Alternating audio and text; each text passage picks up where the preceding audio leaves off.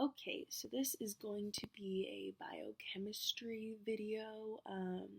This is from the MCAT Kaplan program session 1, which is about protein structure.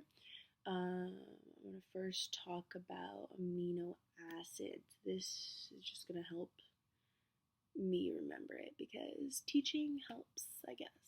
So, first question would be, what are 4 substituents on an alpha carbon in an amino acid? So the alpha carbon is going to be next to the carbonyl group in a amino acid. So the 4 substituents on this alpha carbon are going to be a carboxylic acid group, which you would recognize as a COOH. That's usually a C double bonded to an oxygen attached to a alcohol group, a hydroxide, right? And that's one of the substituents. The next one is an amino group, which is NH2, and the N is going to have one lone pair, so 2 electrons. And it's going to have a hydrogen and a side chain, and usually that's a carbon side chain, and that's really how you differentiate between all of the amino acids. Those you still need to memorize, but the only one that doesn't have a carbon side chain is glycine, because it has just a hydrogen as its side chain, right? So that's also the only one that's not chiral. Glycine is not chiral because it doesn't have 4 different substituents. It has the carboxylic acid, the COOH, that every single one has. It has the amino group, the NH2, that all the amino acids have. It has the hydrogen, but instead of the carbon side chain, it has another hydrogen. So that's what makes it achiral.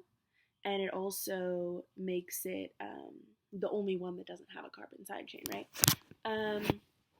So speaking of chirality, all chiral amino acids in eukaryotes are L amino acids. So the way to remember that and what that kind of means is that the amino group, remember the NH2, is going to be on the left when you're looking at it in the Fisher projection. Where it's just like the lines, right? So you're going to have amino group, the NH2, on the left across from the hydrogen, and those are going to be on a plane coming forward when you're looking at it, right? It's coming out of the page. And then you're going to have a carboxylic acid group, the COOH, on top going into the page, and the side chain, the carbon side chain, or if you're talking about glycine, it's an H, also going into the page, right? So we have carboxylic acid, carbon side chain going into the page, and then on these sides, you're going to have the amino group, the NH2 on the left, the hydrogen on the right, and those are also coming out of the page. So that's what we're talking about when it's saying that it's an L amino acid, and that is every single chiral amino acid in a eukaryote. They're all L amino acids. So think amino group on the left. Amino group on the left, L left is an L amino acid. And all of those are going to have an S absolute configuration, except for cysteine. That just means that when you're looking at priority, that it's going to go counterclockwise for an S, right? So it's going to be 1, 2, 3, when you're labeling them. And the H is going to be going in the back because it's the 4th priority group. And so cysteine, that's the only one that's going counterclockwise. The rest of them would be going clockwise in terms of priority because they're L amino acids. Yeah. So just think cysteine is R. Everything else is S. S, S, S. Absolute configuration. all chiral amino acids are L, which means amino group on the left, except for glycine, just because that has two H's. If we're talking about basic structure, the alpha carbon is next to the carbonyl, like we said. The amino group is an sp3 hybridized nitrogen, so it's an amine, right? And there's no double bonds there. The N is going to have 2 electrons, like we said, attached to 2 hydrogens and a carbon. It's going to be attached to 3 separate things. So there's going to be 3 bonds and then 1 lone pair. And there's obviously a carboxyl group, right? Because we have the carboxylic acid, and the side chain, usually a carbon side chain.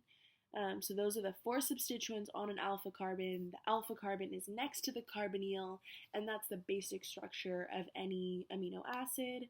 The only difference, right, is going to be in the side chain. Glycine is the only one where it just has a hydrogen. All the other ones are going to be different forms of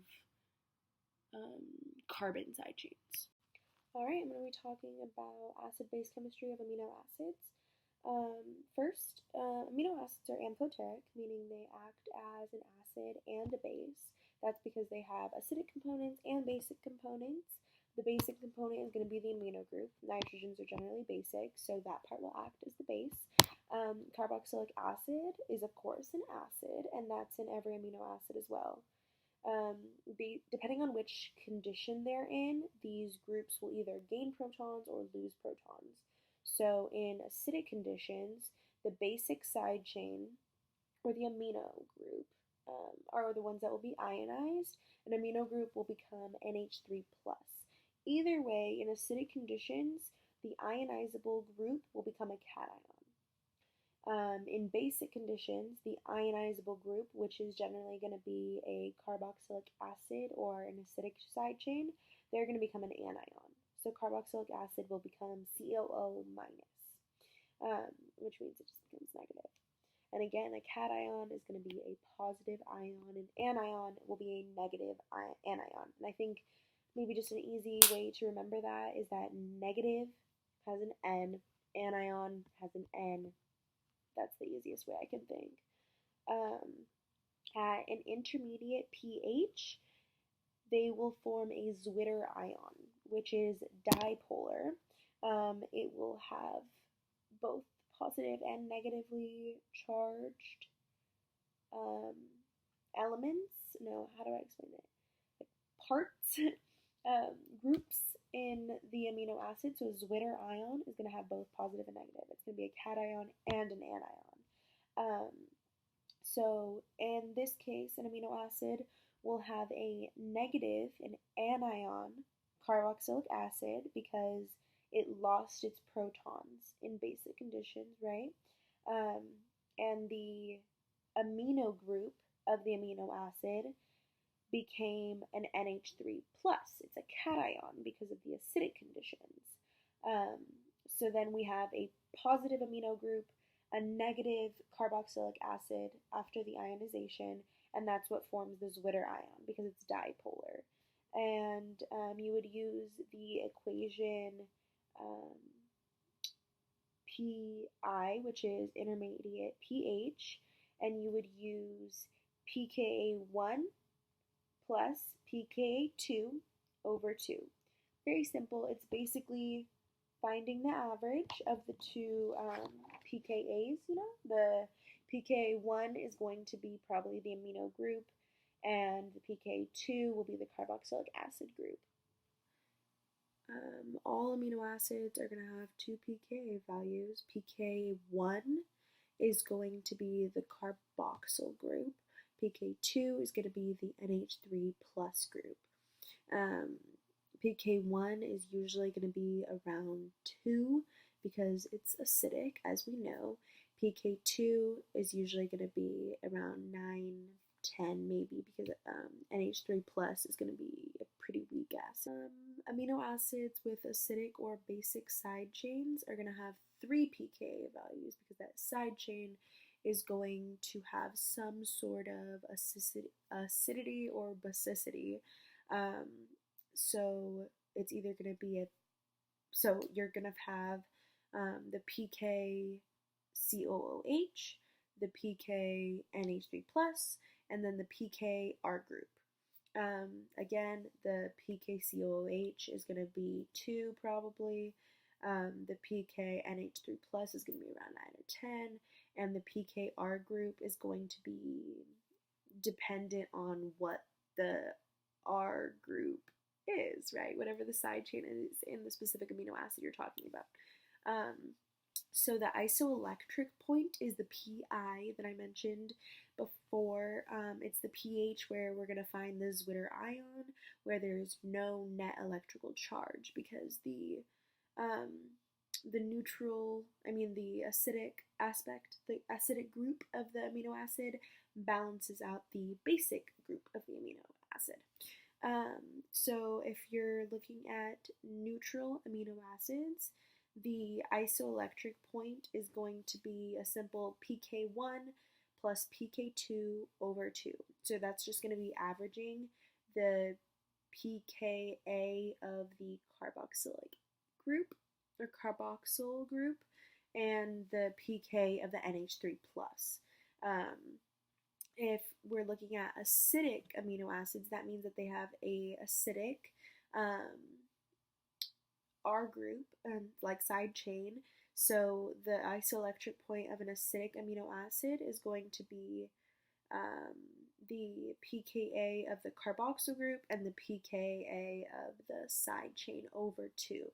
So the point is you're going to average the two closest ones. So if you have an acidic amino acid, you're going to have the two acidic pKa's and average those, and that'll get your isoelectric point. So for a basic amino acid, you're going to find the isoelectric point by using the pKa's of the NH3 plus and the basic R group. So again, if you have two basic groups, those are the two closest pKa's, and so for a basic amino acid, you're going to use those two basic pKa's, divide them by 2, find the average, that'll be your isoelectric point. Okay, so I'm going to talk about peptides. A peptide is a compound of 2 or more amino acids. It's basically just a carboxyl group of one amino acid attached to the amino group of another. I'll talk about that reaction in a second, but first I'll talk about the categorization of peptides. They're named just by how many amino acids are in the chain. Anything under 20 is considered an oligopeptide. Anything 20 or above is a polypeptide. In the oligopeptide category, there are subcategories. A dipeptide, which is the smallest you can get, is just 2 amino acids, obviously by the root di.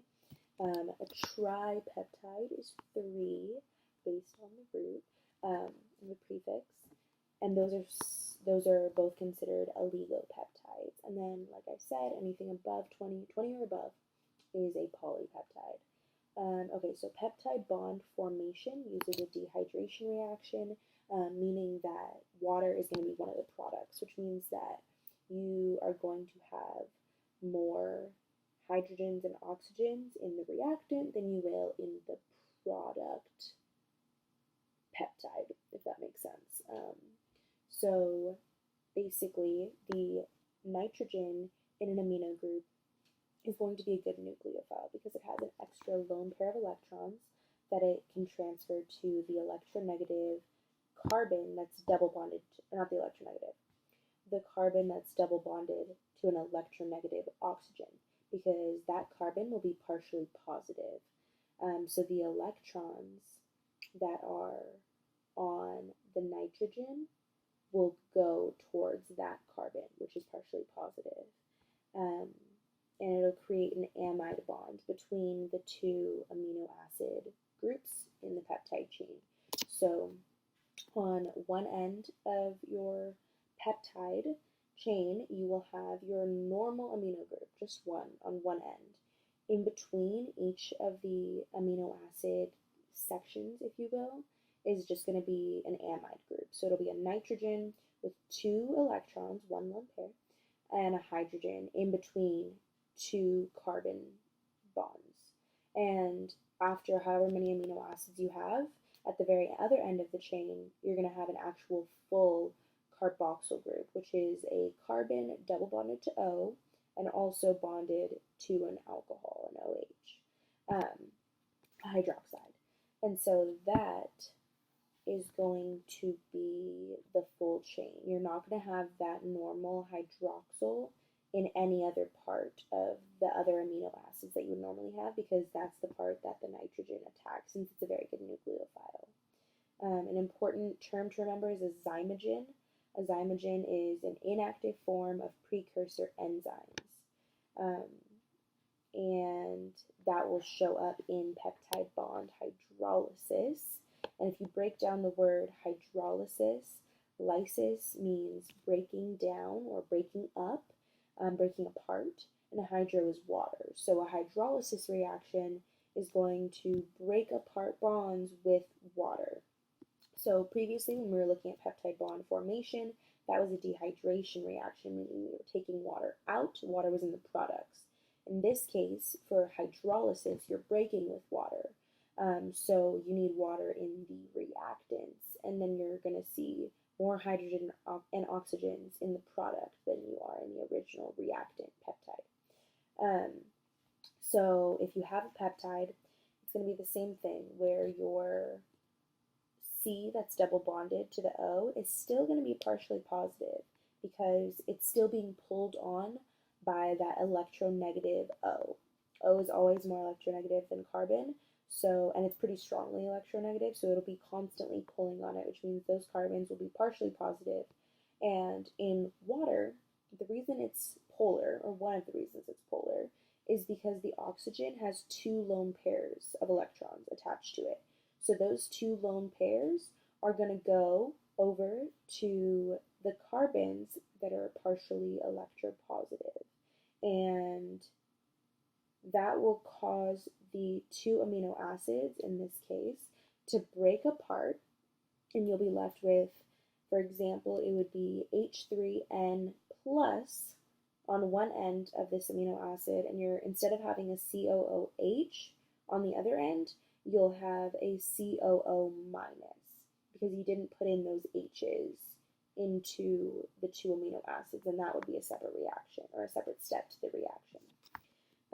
This reaction is catalyzed by hydrolytic enzymes in vivo.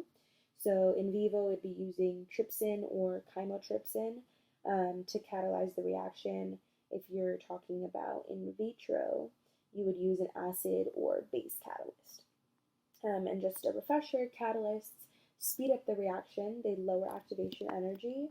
So if you're thinking of an energy diagram in a reaction, you're going to have this huge lump that the line has to go through. The product has to go and input in all this energy just to go back down to the final product.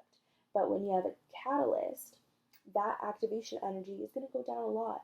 So the reaction only has to put in a little bit of energy before it can go down again to get the final product. So that's the way it speeds up reactions. Catalysts are not created or destroyed in a reaction. They're kind of just put there, and it helps speed it up. Also, when you're thinking about equilibrium and like KEQ, that won't be affected by a catalyst, because a catalyst is going to work the same way in either direction. So it speeds up the reaction, but it doesn't affect equilibrium, and that's something to remember. Okay, so I'm going to be talking about the different kinds of structures for proteins.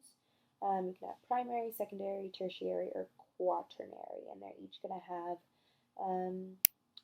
different proteins are going to fall in these different categories. They're going to have different functions, different structures, So for primary structure, this is a very linear structure. It's synthesized from the N terminus to the C terminus. If you're thinking of the peptide bonds, how there's a C, N, so you're going from N terminus to C terminus when you're synthesizing these primary structure proteins in a linear structure. So think just on a line, and you're kind of adding these little bubbles onto them. So for sequencing, a polypeptide will be represented in the order it's synthesized. The example given by the MCAT prep is you're going to be having an alanine, valine, histine, leucine, glucine, lysine, arginine, all those in a row. And they're going to be shown that way in whatever order that they're synthesized in, which is, of course, going from N terminus to C terminus, linear structure. That's primary structure. Secondary structure is a result of hydrogen bonding. It's the local structure of nearby amino acids. It's based on the relationship between adjacent amide planes. So the angles can be different. You can have a phi angle or a psi angle. And so when you're looking at the amino acid, the amide group, or the amino group, is going to be NH3 plus on one end. Then that's going to be attached to a carbon that has the side chain attached to it, right? This is your alpha carbon. It's going to have the side chain attached to it. And that angle is going to be the phi angle.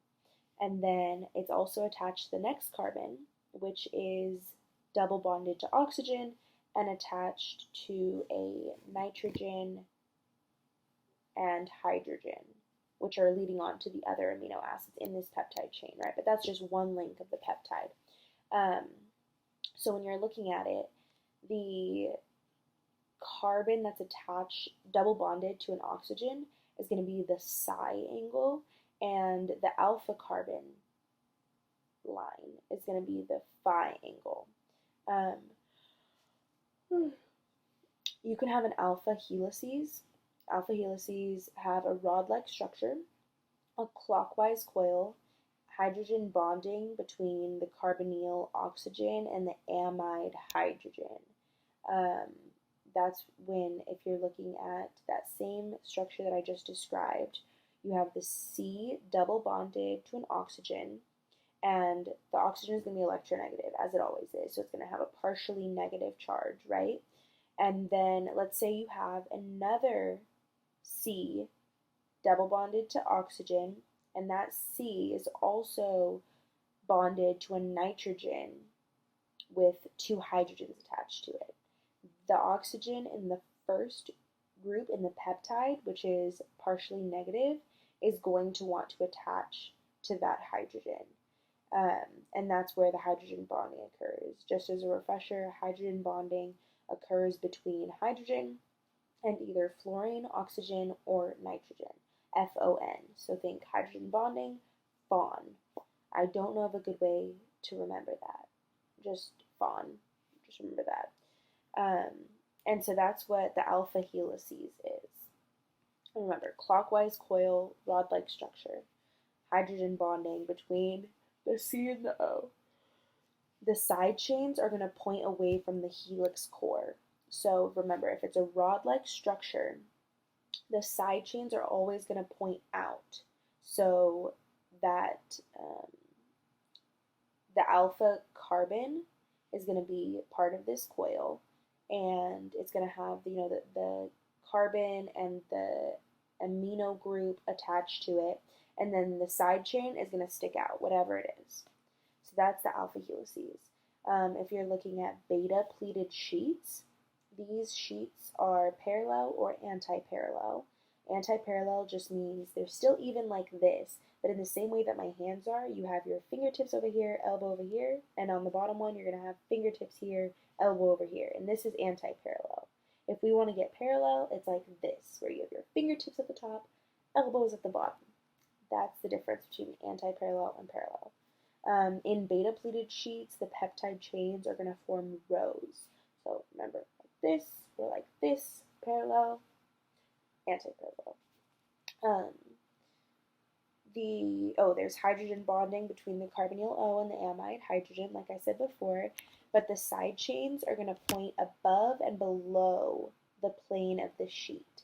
So since these are all in rows, right, it's going to be like this, like this, like this, like this, and the side chains are going like this, and above and below, above and below. And that's going to be the beta pleated sheets. Beta turns are another thing to keep in mind. Um, I'm not sure if that'll come up on there or not. I might have to like research that a little bit more because I don't know that much about it. But one thing that was mentioned was proline's role. It's rarely found within alpha helices or beta pleated sheets unless it's in the cell membrane. Remember, proline is where the amino group and the side chain combine. So proline is going to have that five-membered ring where nitrogen is one of the members. You're going to lose a hydrogen in the ring, as you always do, because you have to think of the hydrogen deficiency index, right? Um, so it's going to have the normal carboxyl carbonyl group. You're going to have the O double bonded to carbon, which is also attached to an OH. And then that will connect with this five-membered ring that includes nitrogen in it. So that's proline. Rarely found within alpha helices or beta pleated sheets unless it's in the membrane. It's often found where an alpha helix begins, or it's found in beta turns. So it's not found in the structure specifically, but it'll be on the edges of it, or where the turn is, the loop. That's an important thing to remember. So proline is specific for that. Okay, so that's secondary structure. Tertiary structure is you have to look at the protein's 3D shape, look at protein families. There's going to be structural stability of the final conformation because of protein folding. So you have to look at the solvation layer, entropy and hydrophobic interactions in this protein folding is going to lead to a negative delta S. And if you remember, entropy means disorder. Hydrophobic interactions mean that they're hiding in the center because you want to get away from the water, right? So hydrophilic is on the outside, touching water. That's the polar part of it. Hydrophobic is going to be hiding in the center of a rod or of any object because it's trying to get away from the water. So it's on the inside, it's hydrophobic, and it's nonpolar. So the disorder plus hydrophobic interactions are going to lead to a negative delta S, which is creating more order in the universe. There's different types of models. You have nucleation models, framework models, intrinsically unstructured proteins, fibrous proteins.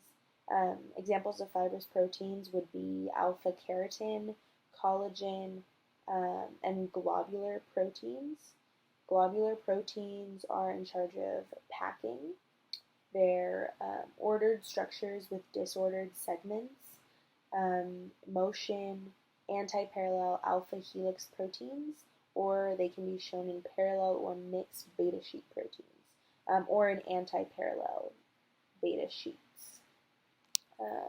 They are metal and disulfide-rich proteins also. That's all where you can find globular proteins. And those are all examples of tertiary structure. When we're looking at quaternary structure, that would be an example of hemoglobin, which is 4 subunits. More subunits can improve efficiency. So if you're, for example, a monomer versus an oligomer, if you remember before when we were talking about oligopeptides, oligo means some. So in this case, a monomer means one, and an oligomer means some. And they're going to have identical subunits. Identical subunits, you're going to have isologous interactions or heterologous interactions. So remember, hetero is going to mean different. Iso is going to be the same. Not the same as homo because it's going to be similar, but usually it's turned a different way. There's the same types of connections, but they're moved differently and oriented differently in space. And so that's the difference in the interactions. When you have non-identical subunits, that's going to be a little different. The symmetry is caused by the cyclic nature of a lot of these proteins. There's advantages of association, such as cooperative binding, like in hemoglobin, stability, catalysts, yeah. conjugated proteins determine functionality of protein. So there's different ones like prosthetic groups. The examples would be lipoproteins, that becomes a lipid. Glycoproteins are going to be carbs, glycogen, all of those. Nucleoproteins become your nucleic acids. Denaturation. That's usually caused by heat or different solutes. Like if you look at, or if you consider something that has a different salinity, where there's more salt in it, the pH might be too high or too low, and all of those could affect bonding.